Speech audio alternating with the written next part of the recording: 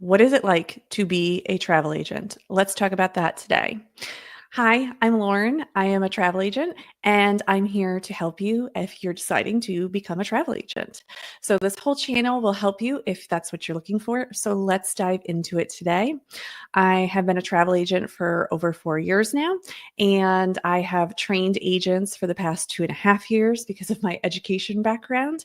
And I have had awesome success with the travel agents that I train, especially because of the program that I built for them. Most of my agents start off with $100,000 in bookings the first 3 months that they start, which is a great way to start. And if that's not how you started and you're thinking about changing agencies, I also you should consider that. But if you're just starting out and you're like, okay, I think I want to be a travel agent because I've helped people before. I've helped them plan their trips before, my friends and family, and it's a lot of fun.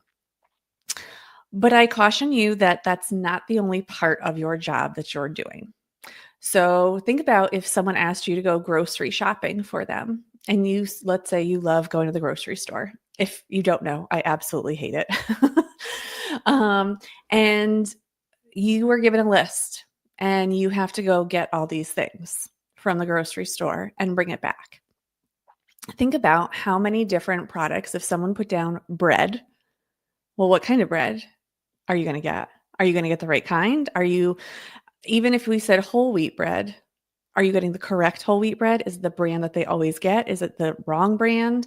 Like, think about how detailed people would have to be about giving you their shopping list if they were just handwriting it out for you, and how you would have to know how to do all that stuff and know where to find it, and how time consuming it could be if you are going to a store that you've never been in.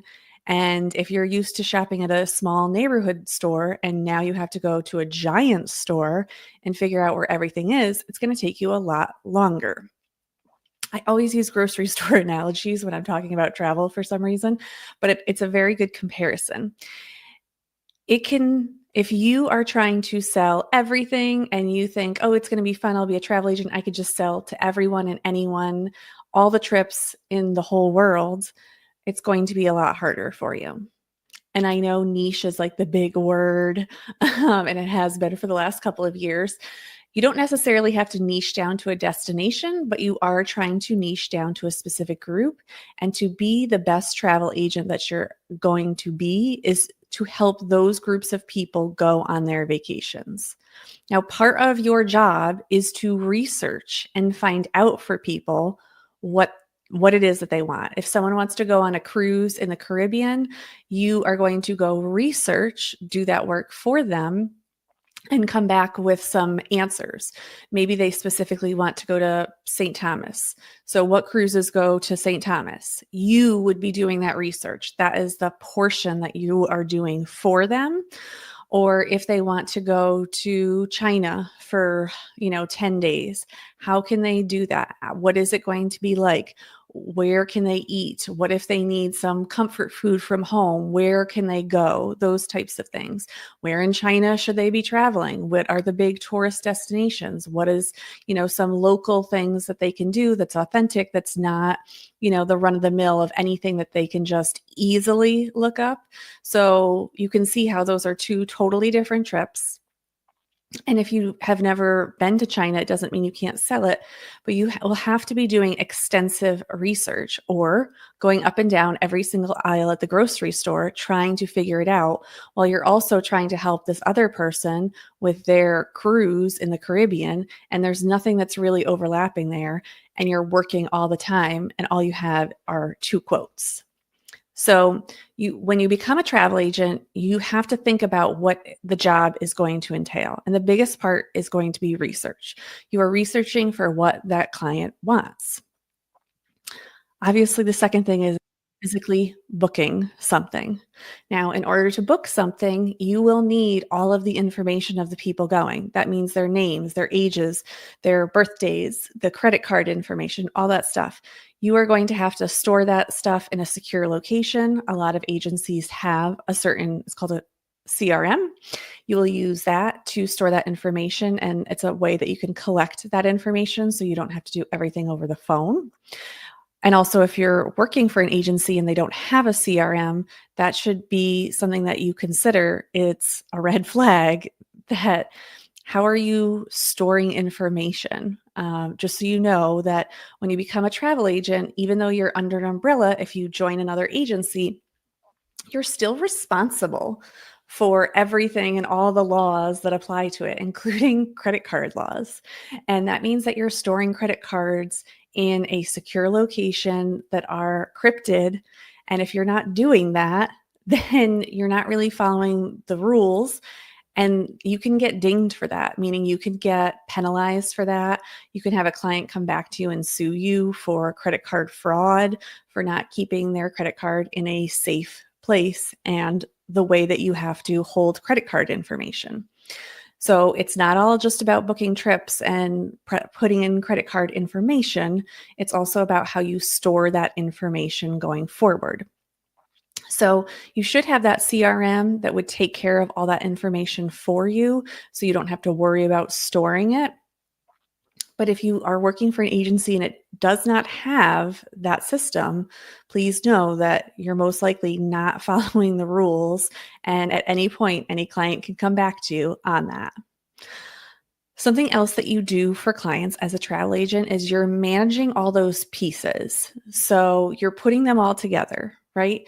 They have transportation from the airport, their pre-night stay for their cruise, their actual cruise, the stuff that they can add on to the cruise, then getting off the cruise and getting home from the cruise. A lot of travel agents don't sell domestic air, and typically it's no benefit for you to ever sell domestic air in any way. Most people should be purchasing their own points or using their points to do whatever they need to do. It's much easier for you as the travel advisor because if they book it through you, you got 3 steps if anything happens. If they have to reschedule, you have to call to the airline, talk about if you can get this changed.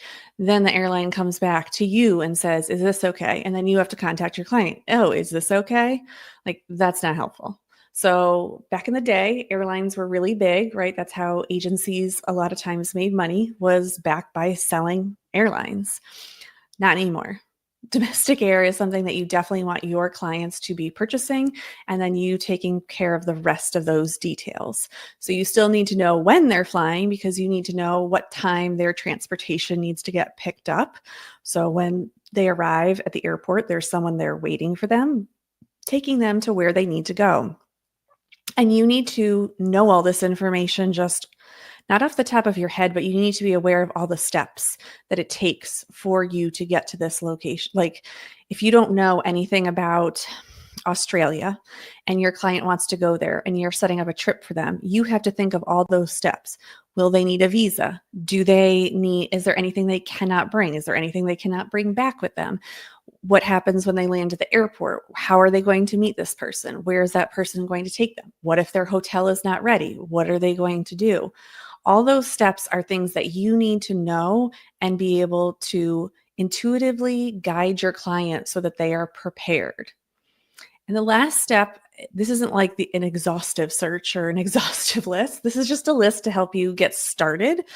But there's also just this intuitive piece that once you've talked to someone and you'll kind of know, like if you talk to this person, like, are they high strung? Are they really, really nervous about a certain part of the trip? Are they, super laid back and they are not good about following time? So you're nervous that they're going to miss their train because, they don't always show up on time.